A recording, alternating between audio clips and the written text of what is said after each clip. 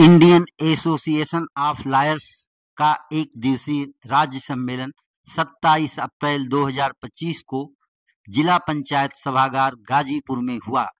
इस अवसर पर न्यायमूर्ति श्री गोविंद माथुर, पूर्व चीफ जस्टिस इलाहाबाद उच्च न्यायालय, मुख्य अतिथि रहे।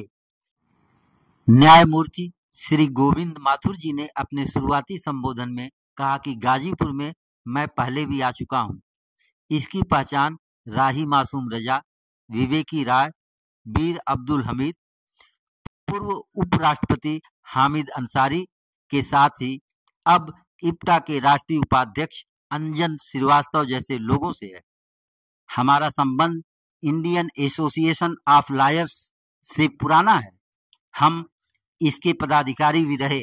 हाल में उपस्थित अधिवक्ताओं के बीच बहुत कम संख्या में महिलाओं अधिवक्ताओं को देखकर कहा कि यह स्थिति ठीक नहीं है। हमें प्रयास कर महिला अधिवक्ताओं की उपस्थिति को बढ़ाना चाहिए। जस्टिस माथुर ने कहा कि कुछ दिनों से मीडिया में न्यायपालिका को बड़ी जगह मिली है। देश के उपराष्ट्रपति जी कहते हैं कि न्यायपालिका कार्यपालिका के क्षेत्र में अतिक्रमण करते हुए सुपर संसद का रोल निभा रही है। उन्होंने यहाँ तक कहा कि आज देश को न्यायपालिका चला रही है। उपराष्ट्रपति ने लोकतंत्र में बहुमत का हवाला देते हुए कहा कि न्यायपालिका का दखल लोकतंत्र को कमजोर करने का प्रयास है। इसके जवाब में न्यायमूर्ति ने कहा कि बहुमत सरकार बनाने के लिए है और सरकार संविधान के अनुरूप कार्य करे। ऐसी बातों से देश का आम नागरिक न्यायपालिका पर उंगली उठा रहा है। उन्होंने कहा कि सरकार अनर्गल प्रलाप न करके जनता को त्वरित न्याय दिलाने की दिशा में कार्य करे। बहुमत के सवाल पर उन्होंने कहा कि हिटलर बहुमत के घोड़ों पर सवार होकर आया था। हिटलर और मुसोलिनी की लोकप्रियता जनता में खूब थी, लेकिन वह बहुमत फासिज्म की भेंट चढ़ गया। अगर बहुमत सब कुछ है और वह कुछ भी कर सकता है तो समझिए हम फासिज्म की तरफ आगे बढ़ रहे हैं, जो बड़ी चिंता का विषय है। बहुमत संविधान की मान्यताओं को यदि खत्म करता है तो समझिए वह फासिज्म की तरफ है। देश के उच्च न्यायालयों में बड़े पैमाने पर रिक्त पद पड़े हैं। सरकार ने काफी दिनों से उस पर कोई ठोस कार्य नहीं किया है। इलाहाबाद हाईकोर्ट में 11 लाख केस पेंडिंग हैं, जहां 160 जजों की जगह केवल 80 जज हैं। इससे जल्दी न्याय कैसे मिलेगा? एक जमानत के मामले में उदाहरण देते हुए कहा कि विक्टिम के घर जाकर राखी बंधवा लेने से जमानत मिल जाती है, तो यह कैसा न्याय है? अंत में उन्होंने न्यायपालिका और वकीलों से अपील किया कि दोनों अपनी गरिमा व सीमा में रहकर कार्य व्यवहार करें। सुने इस मौके पर हाई कोर्ट इलाहाबाद के पूर्व चीफ जस्टिस श्री गोविंद माथुर जी ने क्या कहा। अधिवक्ता आर.एस. चीमा साहब, इंडियन एसोसिएशन ऑफ लॉयर्स के राष्ट्रीय महासचिव श्री वाई.एस. लोहित, सचिव श्री अश्विनी बख्शी, झारखंड प्रदेश इंडियन एसोसिएशन ऑफ लॉयर्स के जनरल सेक्रेटरी श्री के रशीदी साहब, मेरे युवावस्था के घनिष्ठ मित्र, मेरे साथी और Delhi Indian association of lawyers के संयोजक भाई मनु मृदुल, इस सभागार में उपस्थित गाजीपुर डिस्ट्रिक्ट के जिला न्यायाधीश श्री पांडे साहब, अन्य प्रतिनिधिगण, देवी और सज्जन, Uttar Pradesh Indian association of lawyers के इस सम्मेलन के अवसर पर, प्रदेश सम्मेलन के अवसर पर आप सभी का हार्दिक अभिनंदन, बधाई। इस शहर की पहचान डॉक्टर राही मासूम रजा, प्रसिद्ध उपन्यासकार विवेकी राय, परमवीर अब्दुल हमीद, देश के पूर्व उपराष्ट्रपति मोहम्मद हामिद अंसारी जी, और अभी भी इप्टा के इंडियन पीपल्स थिएटर एसोसिएशन के राष्ट्रीय उपाध्यक्ष अंजन श्रीवास्तव। इतिहास में एक अपनी महत्वपूर्ण जगह रखने वाला ये शहर, एक चैतन्य लोगों का शहर, यहाँ आने का आपने मुझे अवसर दिया, मैं निसंदेह आपका आभारी हूँ। इंडियन एसोसिएशन ऑफ लॉयर्स का मेरा एक पुराना संबंध रहा है। 1984 में मैं जब सक्रिय रूप से वकालत में आया तो मैं इंडियन एसोसिएशन ऑफ लॉयर्स से भी जुड़ गया, और 2004 में जज नियुक्त होने तक लगातार लगभग 4 वर्ष मैं इंडियन एसोसिएशन ऑफ लॉयर्स की राज्य कमेटी का सचिव भी रहा। मैं अपने आप को गौरवान्वित महसूस करता हूँ कि इंडियन एसोसिएशन ऑफ लॉयर्स की ओर से जोधपुर शहर में और जयपुर शहर में अनेक बड़े बड़े कार्यक्रमों में मुझे हिस्सेदारी या संचालन करने का अवसर मिला, जिसमें देश के प्रतिष्ठित न्यायविद justice P N. Bhagwati, justice Krishna Iyer, justice B P. Jeevan Reddy, justice Chinnappa Reddy, उन सब के लेक्चर्स जोधपुर या जयपुर में आयोजित किए। सभागार में आने के बाद मुझे एक विषय ऐसा लगा जिस पर और भी चर्चा होनी चाहिए। लगभग 70-80 प्रतिनिधि और हम लोग यहाँ इस सभागार में बैठे हैं, लेकिन महिला अधिवक्ता कुल मिलाकर 6। विधि व्यवसाय में महिला अधिवक्ताओं का लगभग न के बराबर होना वास्तव में एक चिंता का विषय भी है और आश्चर्य का भी। आश्चर्य का इसलिए कि यह मेरे निजी ज्ञान में है कि 2014 के बाद से हिंदुस्तान के अधिकांश राज्यों में जो प्रादेशिक न्यायिक सेवाओं के चयन होते हैं उनमें 50% से अधिक महिलाएं चयनित होती हैं। क्लैट के अंदर एडमिशन में भी लगभग 50% महिलाएं राष्ट्रीय विधि विश्वविद्यालयों में जाती हैं। तो ऐसी क्या वजह है कि विधि व्यवसाय में शायद कुछ मेट्रो सिटीज़ को छोड़ करके कौन से संकट हैं जो हमारे सामने मुंह बाए खड़े। साथियों, आपने देखा होगा पिछले दिनों मीडिया के हर विंग में, चाहे वो इलेक्ट्रॉनिक मीडिया हो, चाहे प्रिंट मीडिया हो, चाहे यूट्यूबर्स हो, सोशल नेटवर्क हो, सोशल मीडिया हो, न्यायपालिका ने बहुत बड़ी जगह उसमें ले रखी, कुछ फैसलों की वजह से और कुछ न्यायपालिका पर हो रहे चौतरफा हमलों की वजह से।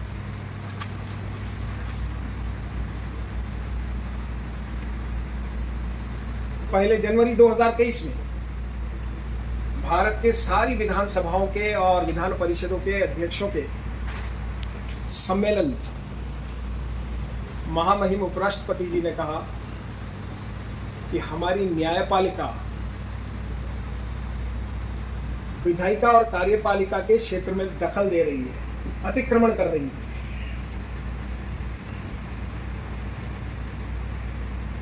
जितने भी विधानसभा के अध्यक्ष थे, विधान परिषद के प्रतिनिधि थे, किसी भी दल से हो, किसी ने इस बात से असहमति व्यक्त नहीं की।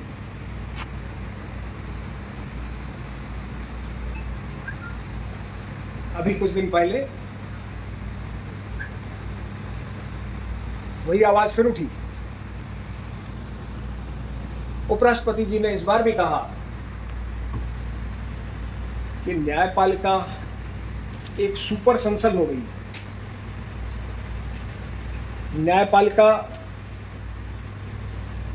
अपने क्षेत्राधिकार का अतिक्रमण कर रही है और निरंतर कार्यपालिका में और विधायिका के कार्यों में दखल दे रही है। भारतीय संविधान के अनुच्छेद 142 को लेकर के उन्होंने कहा कि this is now being used like a nuclear missile by the supreme court of India.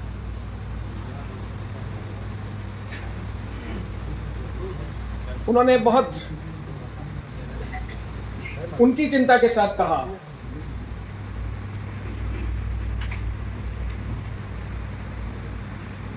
कि न्यायपालिका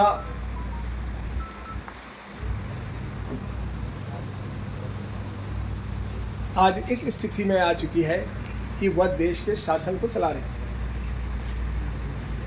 उन्होंने यह भी कहा कि अगर बहुमत कुछ चाहता है, इस देश में बहुमत की सरकार अगर कुछ चाहती है, तो इस बात की कोई वजह ना हो कि उसकी इच्छा की पूर्ति ना हो। उन्होंने केशवानंद भारती का जजमेंट, जो आज से 50 वर्ष पूर्व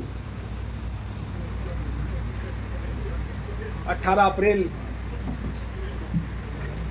को 50 वर्ष पूर्ण हो चुके हैं, जो जजमेंट आया उसमें जो बेसिक स्ट्रक्चर उसका कॉन्सेप्ट दिया, उसके लिए भी उन्होंने आपत्ति की कि ये कैसे हो सकता है कि भारत के संविधान का अनुच्छेद 368 संविधान में संशोधन की अनुमति देता है और सुप्रीम कोर्ट का एक जजमेंट उसको चेक करता है। उन्होंने कहा कि भारत एक लोकतांत्रिक देश है, लोकतंत्र है, और किसी भी लोकतंत्र में जो बहुमत चाहता है वह न हो तो यह लोकतंत्र को असफल करने का एक कुत्सित प्रयास है। इन वक्तव्यों को दिए जाने का कोई औचित्य है? क्या भारत का लोकतंत्र केवल बहुमत का लोकतंत्र है? भारत के लोकतंत्र का चरित्र और स्वरूप क्या है? शायद ये समझ लेना आवश्यक है, और ये समझ लेना इसलिए आवश्यक है कि जब इतने बड़े मुख से कोई आवाज निकलती है तो उसकी गूंज भी बहुत बड़ी होती है। देश का आम आदमी न्यायपालिका की ओर उंगली उठाने लगता है कि भारत का वाइस प्रेसिडेंट भी ये बात कह रहा है कि न्यायपालिका अपने क्षेत्राधिकार का हनन कर रही है, अतिक्रमण कर रही है। साथियों, अगर हम बहुत वस्तुगत तरीके से, बहुत ऑब्जेक्टिवली सारी चीजों को समझने का प्रयास करेंगे तो शायद लगेगा कि बात बहुत खोखली है। भारत का स्वाधीनता आंदोलन वो केवल ब्रिटिश साम्राज्यवाद से मुक्ति का आंदोलन नहीं था, उसके दो हिस्से, ब्रिटिश साम्राज्यवाद से मुक्ति और साथ के साथ भारत का राष्ट्रीय निर्माण। क्योंकि भारत के संविधान से पहले भारत एक राष्ट्र के रूप में इसका वो स्वरूप नहीं था। एक राष्ट्र के रूप में भारत को औपचारिक रूप से उसकी घोषणा भारत के संविधान के साथ,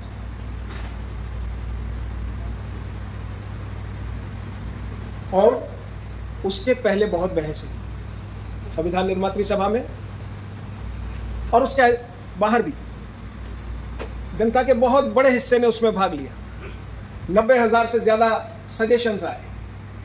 उसके पहले भी आज़ादी के बाद का भारत कैसा हो, इसके विचार हमारे राष्ट्रीय नेताओं के मुख से समय समय पर आते रहे। गांधी जैसे बड़े नेता केवल ब्रिटिश साम्राज्यवाद को उखाड़ फेंकने की बात नहीं, वो इस देश में समानता की बात भी करते थे, वो इस देश में समरसता की बात करते थे, इस देश के अंदर धर्मनिरपेक्षता की बात भी करते थे, वो इस देश में आर्थिक बराबरी की बात भी करते थे, वो सामाजिक न्याय की बात भी करते थे। इसलिए जब संविधान सभा उसमें जब संविधान बनाने की बात आई तो संविधान प्रारूप समिति के पास ड्राफ्टिंग कमेटी में जाने से पहले ऑब्जेक्टिव रिजोल्यूशन, वो ऑब्जेक्टिव रिजोल्यूशन आया और उसके 7 पैराज में वो सारी बातें की गई जो हमारे संविधान की वैल्यूज हैं, जो अल्टीमेटली हमारी प्रस्तावना में We the people of India, having solemnly resolved to constitute India into a sovereign, socialist, secular, democratic republic, ये हमारी संविधान सभा की मंशा है। ये जब संविधान सभा की मंशा है तो ये देश के हर नागरिक की मंशा है कि हम एक ऐसा देश चाहते थे जो संप्रभु, जिसमें सामाजिक, आर्थिक, राजनीतिक न्याय हो, जो एक धर्मनिरपेक्ष राज्य हो, जो एक संघात्मक राज्य हो। इन सारी चीजों पर बहस हुई और साथ के साथ एक डेमोक्रेटिक रिपब्लिक। उपराष्ट्रपति महोदय ने केवल डेमोक्रेटिक शब्द का ध्यान रखा,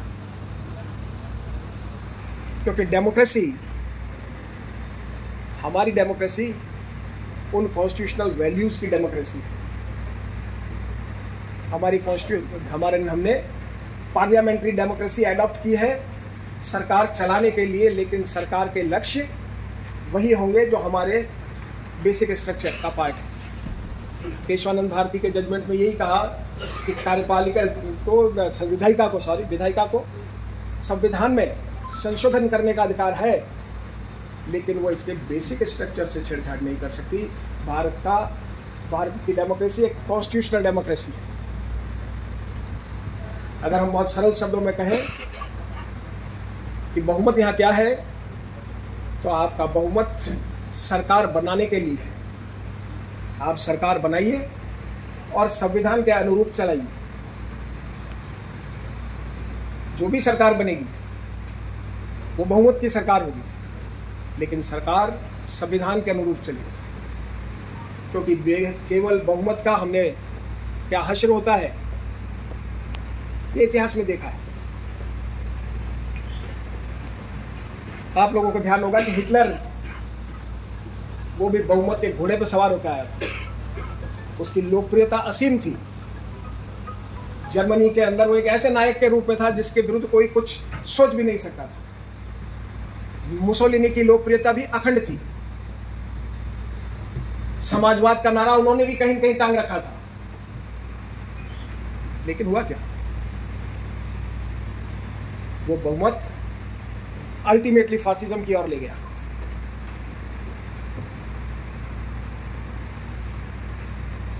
आज अगर हम इस बात को मानते हैं कि बहुमत है और बहुमत कुछ भी कर सकता है,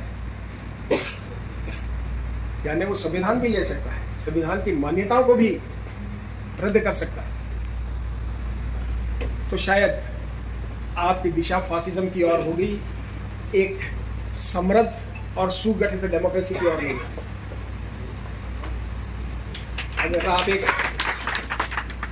अगर आप चाहते हैं कि एक दिशाविहीन देश भारत बने, तो आप संवैधानिक मूल्यों को भूल जाएं, आप संविधान के प्रावधानों को भूल जाएं, संविधान के बेसिक स्ट्रक्चर को भूल जाएं और केवल बहुमत के गीत गाएं। अगर पहली बार पाकिस्तान में मार्शल लॉ लगा तो उसकी वजह सिर्फ और सिर्फ यही थी कि हमारे पास संविधान नहीं, और जो संविधान 1956 में बना था उसमें कोई दिशा नहीं। हम भारत को इस स्थिति में नहीं देख सकते। इन दिनों जो state of Tamil Nadu versus the governor of Tamil Nadu, मैं इस जजमेंट का संदर्भ एक विशेष रूप से इसलिए दे रहा हूं कि एक आम आदमी बड़ी आसानी से बात करता है कि how court can give directions to the president and that to exercise his powers within the period which has not been prescribed in the constitution.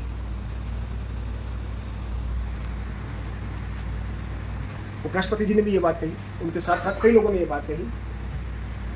मुझे एक सामान्य आदमी से ये, अगर वो ये बात कहे तो समझ में आती है, लेकिन भारत का उपराष्ट्रपति जो कि एक विधिवेत्ता भी है, वो ये बात कहे तो मुझे लगता है कि कहीं कहीं कुछ गलती है,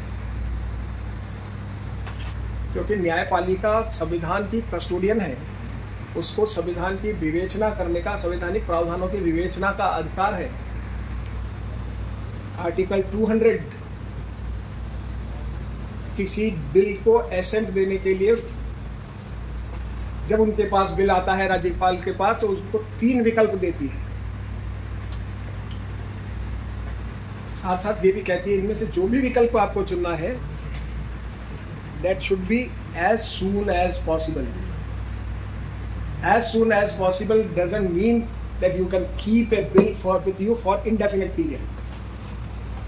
एक अनिश्चित काल के लिए आप किसी बिल को दबाकर नहीं बैठ सकते। और सुप्रीम कोर्ट ने जो अपने फैसले में कहा वो यही कहा कि आर्टिकल 200 में राज्यपाल से और 201 में राष्ट्रपति से संविधान की अपेक्षा क्या है, संविधान आपसे चाहता क्या है। संविधान आपसे यही चाहता है कि आप जितना जल्दी हो सके अपना निर्णय लें, और अगर आप वह निर्णय नहीं ले सकते तो यह उचित नहीं है। और इसीलिए उन्होंने एक रीजनेबल, एक बहुत युक्तियुक्त समय दिया कि संवैधानिक प्रावधानों की विवेचना के आधार पर ये कहीं किसी तरह का दखल न्यायपालिका का विधायिका के क्षेत्राधिकार में, राष्ट्रपति के अधिकार में किसी प्रकार का कोई दखल नहीं है। ये संवैधानिक प्रावधानों की विवेचना मात्र है। इसके विपरीत मैं ये अवश्य मानता हूं कि इस देश की कार्यपालिका न्यायपालिका में वजह और बेवजह कई बार दखल देती है।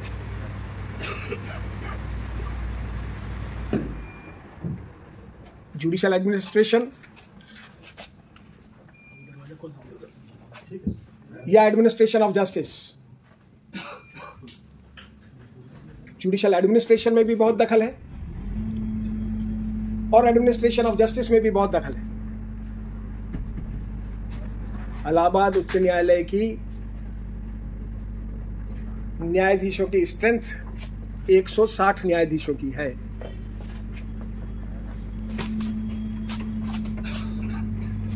राजस्थान उच्च न्यायालय में न्यायाधीशों की स्ट्रेंथ 50 न्यायाधीशों की है। अगर आप कोई आंकड़ा देखेंगे तो पाएंगे कि इस देश में लगभग 40% उच्च न्यायालय के न्यायाधीशों की नियुक्तियां लगभग 40% खाली पड़ी। और वो इसलिए नहीं कि न्यायपालिका रिकमेंड करने के अंदर अपनी सिफारिश भेजने में असफल रही, वह इसलिए कि कार्यपालिका को पिछले लंबे समय से ये अवसर नहीं मिला कि वह अपना कार्य पूरा कर सके। इसके बावजूद न्यायपालिका ने ये कोई डायरेक्शन नहीं दिया कि आप अपना कार्य X to X पीरियड के अंदर कंप्लीट करिए। मेरी ये जानकारी में आप लोगों को भी पता होगा कि इलाहाबाद उच्च न्यायालय के 3 न्यायाधीशों के नाम, 3 न्यायाधीशों के नहीं 3 अधिवक्ताओं के नाम 2021 से सरकार के पास लंबित है। इस वक्त लगभग 11 लाख केसेस की पेंडेंसी इलाहाबाद उच्च न्यायालय में, लेकिन न्यायाधीशों की संख्या 80। क्या ऐसे के अंदर किसी भी मुख्य न्यायाधीश के लिए संभव है कि वो प्रॉपर बेंचेस का गठन कर सके? इलाहाबाद उच्च न्यायालय में जहां 10-10, 12-12 बेंच तो केवल जमानतों के लिए होती है, जहां 12 डिवीजन बेंचेस रोजाना काम करती है, 19 डिवीजन बेंचेस रोज काम करती है। क्या ऐसा उच्च न्यायालय 70, 75 और 80 की स्ट्रेंथ पे काम कर सकता है? ये मैं जो आपके सामने यहाँ इलाहाबाद उच्च न्यायालय के फैक्ट्स दे रहा हूँ, ये कमोबेश हिंदुस्तान की हर हाईकोर्ट में।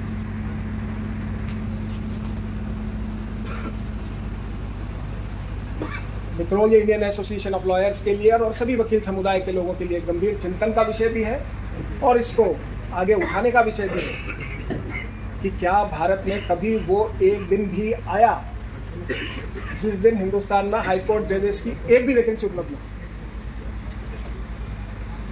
अगर आप देखेंगे सारे फैक्ट्स को तो हिंदुस्तान के सबसे बड़े उच्च न्यायालय के अंदर मैक्सिमम स्ट्रेंथ 112 की रही अगेंस्ट 160। 112 से ज्यादा जज आज तक इलाहाबाद उच्च न्यायालय के इतिहास के अंदर नियुक्त नहीं हुए। नवंबर 18 के अंदर 112 न्यायाधीश थे जो दिसंबर में 4 जनों के रिटायर होने के बाद में फिर 108 पे आ गए। ऐसी स्थिति में मेरा मानना यह है कि कार्यपालिका का दखल न्यायपालिका के कार्य में, और ये बहुत गंभीर विषय है क्योंकि लाखों की तादाद में मुकदमे पेंडिंग पड़े हैं और लाखों की तादाद में मुकदमे पेंडिंग पड़े हैं, यानी कितने लोग व्यथित हैं।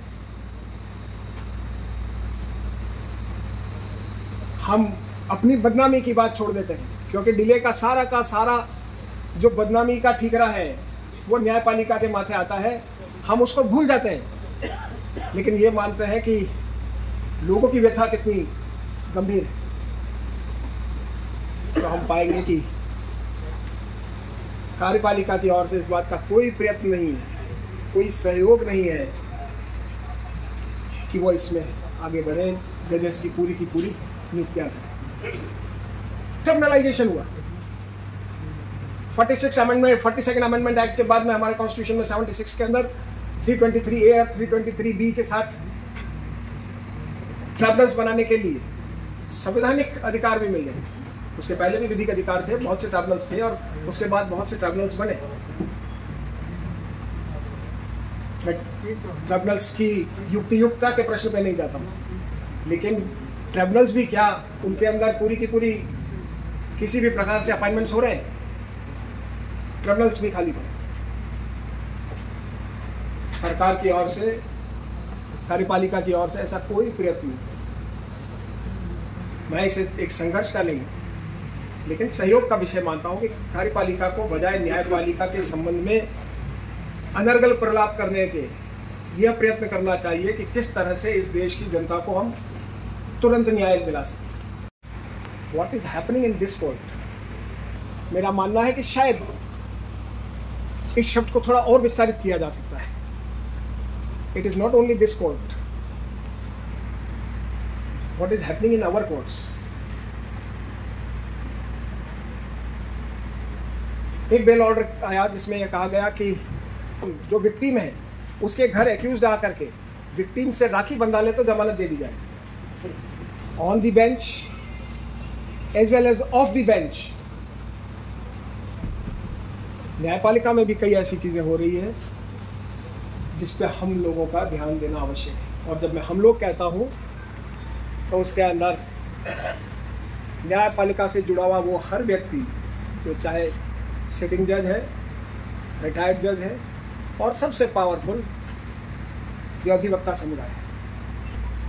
मैं तो शुरू से मानता हूँ कि सबसे ज़्यादा रिस्पॉन्सिबिलिटी एडवोकेट्स की। मैं आप सबसे ही अपेक्षा करता हूँ कि ये सम्मेलन कामयाब हो, केवल इस बात के लिए नहीं कि इंडियन एसोसिएशन ऑफ लॉयर समृद्ध हो, इसलिए भी कि हमारी न्यायपालिका समृद्ध हो, न्यायपालिका अपने तयशुदा जो संवैधानिक कृत्य है उनको पूरी तरह से उनको करें। और अधिक समय नहीं लूँगा, मुझे इतनी शांतिपूर्वक आपने सुना, इसके लिए बहुत आभार, धन्यवाद।